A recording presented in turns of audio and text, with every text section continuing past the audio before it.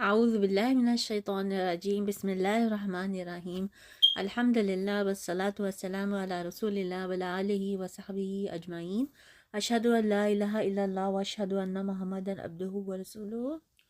سیرت نبی صلی اللہ علیہ وسلم کے سلسلے کو آگے بڑھاتے ہوئے آج ہم بات کریں گے اسراء اور معراج کے واقعے پہ۔ نبی صلی اللہ علیہ وسلم کی دعوت و تبلیغ ابھی کامیابی اور ظلم و ستم کے اس درمیانی مرحلے سے گزر رہی تھی، اور افق کی دور دراز پہنائیوں میں دھندلے تاروں کی جھلک دکھائی پڑنا شروع ہو چکی تھی کہ اسراء اور معراج کا واقعہ پیش آیا۔ یہ معراج کب واقعہ ہوئی؟ جس سال آپ صلی اللہ علیہ وسلم کو نبوت دی گئی اسی سال معراج بھی واقعہ ہوئی، یہ طبری کا قول ہے۔ نبوت کے 5 سال بعد معراج ہوئی، اسے امام نووی اور امام قرطبی نے بتایا ہے۔ نبوت کے 10ویں سال 27 رجب کو ہوئی، اسے علامہ منصور پوری نے اختیار کیا ہے۔ ہجرت سے 16 مہینے پہلے یعنی نبوت کے 12ویں سال ماہ رمضان میں ہوئی۔ ہجرت سے 1 سال 2 ماہ پہلے یعنی نبوت کے 13ویں سال محرم میں ہوئی۔ ہجرت سے 1 سال پہلے یعنی نبوت کے 13ویں سال ماہ ربیع الاول میں ہوئی۔ یہ مختلف خیالات ہیں کہ کب اسراء اور معراج کا واقعہ پیش آیا تھا۔ ان میں سے پہلے 3 اقوال اس لیے صحیح نہیں مانے جا سکتے کہ حضرت خدیجہ رضی اللہ عنہا کی وفات نماز پنجگانہ فرض ہونے سے پہلے ہوئی تھی، اور اس بات پر سب کا اتفاق ہے نماز پنجگانہ کی فرضیت معراج کی رات ہوئی۔ اس کا مطلب یہ ہے کہ حضرت خدیجہ رضی اللہ عنہا کی وفات معراج سے پہلے ہوئی، اور معلوم ہے کہ حضرت خدیجہ رضی اللہ عنہا کی وفات نبوت کے 10ویں سال ماہ رمضان میں ہوئی تھی، لہٰذا معراج کا زمانہ اس کے بعد کا ہوگا، اس سے پہلے کا نہیں۔ باقی رہے اخیر کے 3 اقوال تو ان میں سے کسی کو کسی پر ترجیح دینے کے لیے کوئی دلیل نہ مل سکی۔ البتہ سورہ اسراء کے سیاق سے اندازہ ہوتا ہے کہ یہ واقعہ مکی زندگی کے بالکل آخری دور کا ہے۔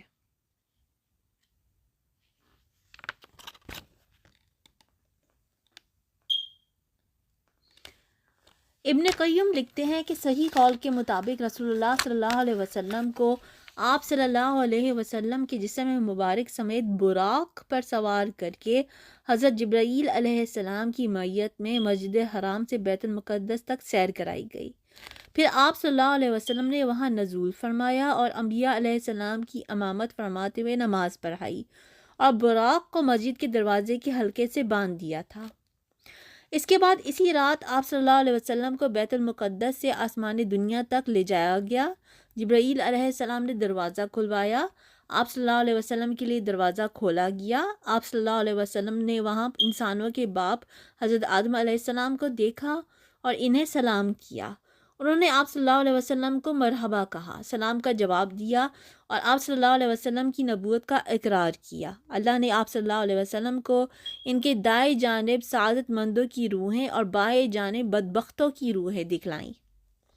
پھر آپ صلی اللہ علیہ وسلم کو دوسرے آسمان پر لے جایا گیا اور دروازہ کھلوایا گیا۔ آپ صلی اللہ علیہ وسلم نے وہاں حضرت یحییٰ بن زکریہ علیہ السلام اور حضرت عیسیٰ بن مریم علیہ السلام کو دیکھا، دونوں سے ملاقات کی اور سلام کیا۔ دونوں نے سلام کا جواب دیا، مبارکباد دی، اور آپ صلی اللہ علیہ وسلم کی نبوت کا اقرار کیا۔ پھر تیسرے آسمان پر لے جایا گیا۔ آپ صلی اللہ علیہ وسلم نے وہاں حضرت یوسف علیہ السلام کو دیکھا اور سلام کیا۔ انہوں نے جواب دیا، مبارکباد دی، اور آپ صلی اللہ علیہ وسلم کی نبوت کا اقرار کیا۔ پھر چوتھے آسمان پر لے جایا گیا۔ وہاں آپ صلی اللہ علیہ وسلم نے حضرت ادریس علیہ السلام کو دیکھا اور انہیں سلام کیا۔ انہوں نے جواب دیا، مرحبا کہا، اور آپ صلی اللہ علیہ وسلم کی نبوت کا اقرار کیا۔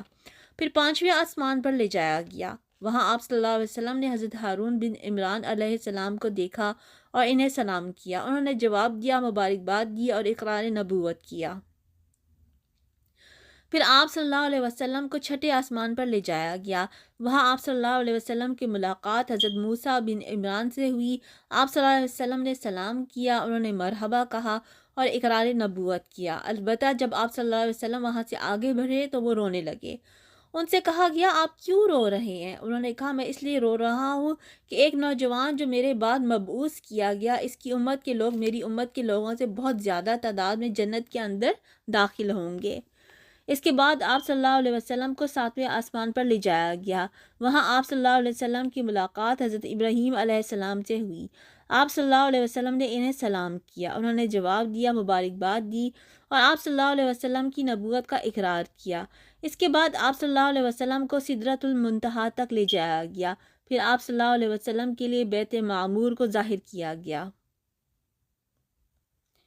پھر خدائے جبار جل جلالہ کے دربار میں پہنچایا گیا اور آپ صلی اللہ علیہ وسلم اللہ کے اتنے قریب ہوئے کہ 2 کمانوں کے برابر یا اس سے بھی کم فاصلہ رہ گیا۔ اس وقت اللہ نے اپنے بندے پر وحی فرمائی، جو کچھ کہ وحی فرمائی، اور 50 وقت کی نمازیں فرض کی۔ اس کے بعد آپ صلی اللہ علیہ وسلم واپس ہوتے ہوئے یہاں تک کہ حضرت موسیٰ علیہ السلام کے پاس سے گزرے تو انہوں نے پوچھا کہ اللہ نے آپ صلی اللہ علیہ وسلم کو کس چیز کا حکم دیا ہے؟ آپ صلی اللہ علیہ وسلم نے فرمایا 50 نمازوں کا۔ انہوں نے کہا آپ صلی اللہ علیہ وسلم کی امت اس کی طاقت نہیں رکھتی، اپنے پروردگار کے پاس واپس جائیے اور اپنی امت کے لیے تخفیف کا سوال کیجیے۔ آپ صلی اللہ علیہ وسلم نے حضرت جبرائیل علیہ السلام کی طرف دیکھا، گویا ان سے مشورہ لے رہے ہوں۔ انہوں نے اشارہ کیا کہ ہاں، اگر آپ صلی اللہ علیہ وسلم چاہیں۔ اس کے بعد حضرت جبرائیل علیہ السلام آپ صلی اللہ علیہ وسلم کو اللہ تبارک و تعالیٰ کے حضور لے گئے اور وہ اپنی جگہ تھا۔ بعض طرق میں صحیح بخاری کا لفظ یہی ہے۔ اس نے 10 نمازیں کم کر دی اور آپ صلی اللہ علیہ وسلم نیچے لائے گئے۔ جب موسیٰ علیہ السلام کے پاس سے گزر ہوا تو انہوں نے خبر دی، انہوں نے کہا آپ صلی اللہ علیہ وسلم اپنے رب کے پاس واپس جائیے اور تخفیف کا سوال کیجیے۔ اس طرح حضرت موسیٰ علیہ السلام اور اللہ عز و جل کے درمیان آپ صلی اللہ علیہ وسلم کی آمد و رفت برابر جاری رہی، یہاں تک کہ اللہ عز و جل نے صرف 5 نمازیں باقی رکھیں۔ اس کے بعد بھی موسیٰ علیہ السلام نے آپ صلی اللہ علیہ وسلم کو واپسی اور طلب تخفیف کا مشورہ دیا، مگر آپ صلی اللہ علیہ وسلم نے فرمایا اب مجھے اپنے رب سے شرم محسوس ہو رہی ہے، میں اسی پر راضی ہوں اور سر تسلیم خم کرتا ہوں۔ پھر جب آپ صلی اللہ علیہ وسلم مزید کچھ دور تشریف لے گئے تو ندا آئی کہ میں نے اپنا فریضہ نافذ کر دیا اور اپنے بندوں سے تخفیف کر دی۔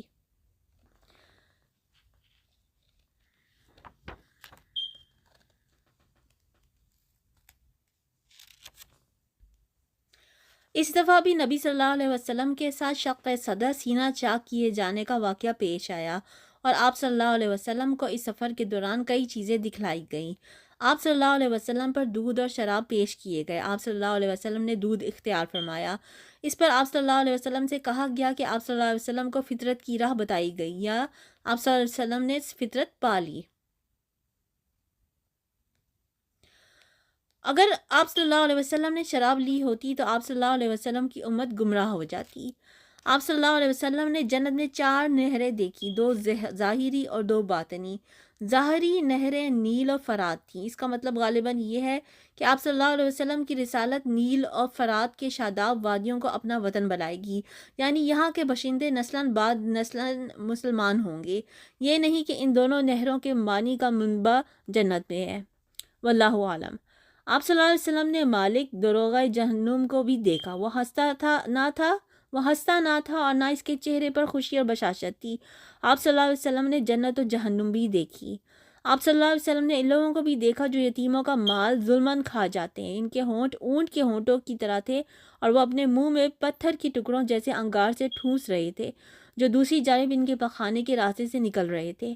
آپ صلی اللہ علیہ وسلم نے سود خوروں کو بھی دیکھا، ان کے پیٹ اتنے بڑے بڑے تھے کہ وہ اپنی جگہ سے ادھر ادھر نہیں ہو سکتے تھے، اور جب آل فرعون کو آگ پر پیش کرنے کے لیے لے جایا جاتا تو ان کے پاس سے گزرتے وقت انہیں رونتے ہوئے جاتے تھے۔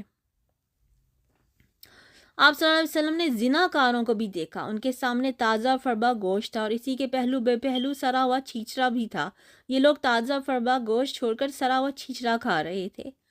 آپ صلی اللہ علیہ وسلم نے ان عورتوں کو دیکھا جو اپنے شوہروں پر دوسروں کی اولاد داخل کر دیتی ہیں، یعنی دوسروں سے زنا کے ذریعے حاملہ ہوتی ہیں، لیکن لا علمی کی وجہ سے بچہ ان کے شوہر کا سمجھا جاتا ہے۔ آپ صلی اللہ علیہ وسلم نے انہیں دیکھا کہ ان کے سینوں پر بڑے بڑے ٹیڑے کانٹے چبا کر انہیں آسمان اور زمین کے درمیان لٹکا دیا گیا ہے۔ آپ صلی اللہ علیہ وسلم نے آتے جاتے ہوئے اہل مکہ کا ایک قافلہ بھی دیکھا اور انہیں ان کا ایک اونٹ بھی بتایا جو بھڑک کر بھاگ گیا تھا۔ آپ صلی اللہ علیہ وسلم نے ان کا پانی بھی پیا جو ایک ڈھکے ہوئے برتن میں رکھا تھا۔ اس وقت قافلہ سو رہا تھا، پھر آپ صلی اللہ علیہ وسلم نے اسی طرح برتن ڈھک کر چھوڑ دیا اور یہ بات معراج کی صبح آپ صلی اللہ علیہ وسلم کے دعوے کی صداقت کی ایک دلیل ثابت ہوئی۔ علامہ ابن قیم فرماتے ہیں کہ جب رسول اللہ صلی اللہ علیہ وسلم نے صبح کی اور اپنی قوم کو ان بڑی بڑی نشانیوں کی خبر دی جو اللہ عز و جل نے آپ صلی اللہ علیہ وسلم کو دکھلائی تھی، تو قوم کی تکذیب اور اذیت و ضرر رسانی میں اور شدت ہو گئی۔ انہوں نے آپ صلی اللہ علیہ وسلم سے سوال کیا کہ بیت المقدس کی کیفیت بیان کریں۔ اس پر اللہ نے آپ صلی اللہ علیہ وسلم کے لیے بیت المقدس کو ظاہر فرما دیا اور وہ آپ صلی اللہ علیہ وسلم کی نگاہوں کے سامنے آ گیا۔ چنانچہ آپ صلی اللہ علیہ وسلم نے قوم کو اس کی نشانیاں بتلانا شروع کی اور ان سے کسی بات کی تردید نہ بن پڑی۔ آپ صلی اللہ علیہ وسلم نے جاتے اور آتے ہوئے ان قافلے سے ملنے کا بھی آپ صلی اللہ علیہ وسلم نے جاتے اور آتے ہوئے ان کے قافلے سے ملنے کا بھی ذکر فرمایا اور بتلایا کہ اس کی آمد کا وقت کیا ہے۔ آپ صلی اللہ علیہ وسلم نے اس اون کی بھی نشاندہی کی جو قافلے کے آگے آگے آ رہا تھا۔ پھر جیسا کچھ آپ صلی اللہ علیہ وسلم نے بتایا تھا ویسا ہی ثابت ہوا، لیکن اس سب کے باوجود ان کی نفرت میں اضافہ ہوا اور ان ظالموں نے کفر کرتے ہوئے کچھ بھی ماننے سے انکار کر دیا، یعنی اہل مکہ نے۔ کہا جاتا ہے کہ ابو بکر صدیق رضی اللہ عنہ کو اسی موقع پر صدیق کا خطاب دیا گیا کیونکہ آپ نے اس واقعے کی اس وقت تصدیق کی جبکہ اور لوگوں نے تکذیب کی تھی۔ معراج کا فائدہ بیان کرتے ہوئے جو سب سے مختصر اور عظیم بات کہی گئی وہ یہ ہے، آیت ہے لِنُرِيَهُ مِنْ آیاتنا، تاکہ ہم یعنی اللہ تعالیٰ آپ کو اپنی کچھ نشانیاں دکھلائیں۔ اور انبیاء کرام کے بارے میں یہی اللہ تعالیٰ کی سنت ہے۔ ارشاد ہے، اور اسی طرح ہم نے ابراہیم علیہ السلام کو آسمان و زمین کا نظام سلطنت دکھایا اور تاکہ وہ یقین کرنے والوں میں سے ہو، اور موسیٰ علیہ السلام سے فرمایا تاکہ ہم تمہیں اپنی کچھ بڑی نشانیاں دکھلائیں۔ پھر نشانیوں کے دکھلانے کا جو مقصود تھا اسے بھی اللہ تعالیٰ نے اپنے ارشاد وَلِيَكُونَ مِنَ الْمُوقِنِينَ تاکہ وہ یقین کرنے والے میں سے ہوں کے ذریعے واضح فرما دیا۔ چنانچہ جب انبیاء کرام علیہ السلام کے علوم اس طرح کے مشاہدات کی سند حاصل ہو جاتی تھی تو انہیں عین الیقین کا وہ مقام حاصل ہو جاتا تھا جس کا اندازہ لگانا ممکن نہیں۔ یہی وجہ ہے کہ انبیاء کرام علیہ السلام اللہ کی راہ میں ایسی مشکلات جھیل لیتے تھے جنہیں کوئی اور جھیل ہی نہیں سکتا۔ در حقیقت ان کی نگاہوں میں دنیا کی ساری قوتیں مل کر بھی مچھر کے پر کے برابر حیثیت نہیں رکھتی تھی، اس لیے وہ ان قوتوں کی طرف سے ہونے والی سختیوں اور اعزا رسانیوں کی کوئی پرواہ نہیں کرتے تھے۔ اس واقعے میں معراج کی جزئیت کے پس پردہ بزید جو حکمت اور اسرار کار فرما تھے، ان کی بحث کا اصل مقام اسرار شریعت کی کتابیں ہیں۔ البتہ چند موٹے موٹے حقائق ایسے ہیں جو اس مبارک سفر کے سرچشموں سے پھوٹ کر سیرت نبی کے گلشن کی طرف رواں دواں ہیں، اس لیے یہاں پہ ہم اس کا مختصر ذکر کرتے ہیں۔ آپ دیکھیں گے کہ اللہ تعالیٰ نے سورہ اسراء میں اسراء کا واقعہ صرف ایک آیت میں ذکر کر کے کلام کا رخ یہود کی سیاہ کاری اور جرائم کے بیان کی جانب موڑ دیا، پھر انہیں آگاہ کیا کہ یہ قرآن اس راہ کی ہدایت دیتا ہے جو سب سے سیدھی اور صحیح راہ ہے۔ قرآن پڑھنے والوں کو بسا اوقات شبہ ہوتا ہے کہ دونوں باتیں بے جوڑ ہیں، لیکن در حقیقت ایسا نہیں ہے، بلکہ اللہ تعالیٰ اس اسلوب کے ذریعے یہ اشارہ فرما رہا ہے کہ اب یہود کو نوع انسانی کی قیادت سے معزول کیا جانے والا ہے، کیونکہ انہوں نے ایسے جرائم کا ارتکاب کیا ہے جن سے ملوث ہونے کے بعد انہیں اس منصب پر باقی نہیں رکھا جا سکتا، لہٰذا اب یہ منصب رسول اللہ صلی اللہ علیہ وسلم کو سونپا جائے گا اور دعوت ابراہیمی کے دونوں مراکز ان کے ماتحت کر دیے جائیں گے۔ بالالفاظ دیگر اب وقت آ گیا ہے کہ روحانی قیادت ایک امت سے دوسری امت کو منتقل کر دی جائے، یعنی ایک ایسی امت سے جس کی تاریخ عذر و خیانت اور ظلم و بدکاری سے بھری ہوئی ہے، یہ قیادت چھین کر ایک ایسی امت کے حوالے کر دی جائے جسے نیکیوں اور بھلائیوں کے چشمے پھوٹیں گے اور جس کا پیغمبر سب سے زیادہ درست راہ بتانے والے قرآن کی وحی سے بہرہ ہے۔ لیکن یہ قیادت منتقل کیسے ہو سکتی ہے جبکہ اس امت کا رسول مکے کے پہاڑوں میں لوگوں کے درمیان ٹھوکریں کھاتا پھر رہا ہے؟ اس وقت یہ ایک سوال تھا جو ایک دوسری حقیقت سے پردہ اٹھا رہا تھا، اور وہ حقیقت یہ تھی کہ اسلامی دعوت کا ایک دور اپنے خاتمے اور اپنی تکمیل کے قریب آ لگا ہے اور اب ایک دوسرا دور شروع ہونے والا ہے جس کا دھارا پہلے سے مختلف ہوگا۔ اسی لیے ہم دیکھتے ہیں کہ بعض آیات میں مشرکین کو کھلی وارننگ اور سخت دھمکی دی گئی ہے۔ ارشاد ہے، اور جب ہم کسی بستی کو تباہ کرنا چاہتے ہیں تو وہاں کے اصحاب ثروت کو حکم دیتے ہیں مگر وہ کھلی خلاف ورزی کرتے ہیں، پس اس بستی پر تباہی کا قول برحق ہو جاتا ہے اور ہم اسے کچل کر رکھ دیتے ہیں۔ یہ سورہ نمبر 16 کی آیت ہے قرآن مجید میں۔ سورہ نمبر 17 میں اللہ تعالیٰ فرماتے ہیں، اور ہم نے نوح کے بعد کتنی ہی قوموں کو تباہ کر دیا اور تمہارا رب اپنے بندوں کے جرائم کی خبر رکھنے اور دیکھنے کے لیے کافی ہے۔ پھر ان آیات کے پہلو پہ پہلے کچھ ایسی آیات بھی ہیں جن میں مسلمانوں کے ایسے تمدنی قواعد، ضوابط و دفعات و مبادی متلائے گئے ہیں جن پر آئندہ اسلامی معاشرے کی تعمیر ہونی تھی۔ گویا اب وہ کسی ایسی سرزمین پر اپنا ٹھکانہ بنا چکے ہیں جہاں ہر پہلو سے ان کے معاملات ان کے اپنے ہاتھ میں، اور انہوں نے ایک ایسی وحدت متماسکہ بنا لی ہے جس پر سماج کی چکی گھما کرتی ہے۔ لہٰذا ان آیات میں اشارہ ہے کہ رسول اللہ صلی اللہ علیہ وسلم عنقریب ایسی جائے پناہ اور امن گاہ پا لیں گے جہاں آپ صلی اللہ علیہ وسلم کے دین کو استقرار نصیب ہوگا۔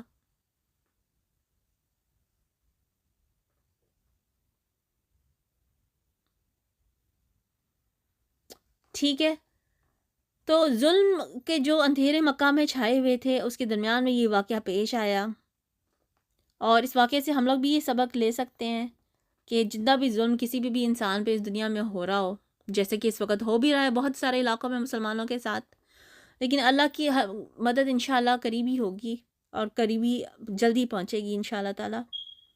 سبحانک اللہم و بحمدک اشہد ان لا الہ الا انت استغفرک و اتوب الیک۔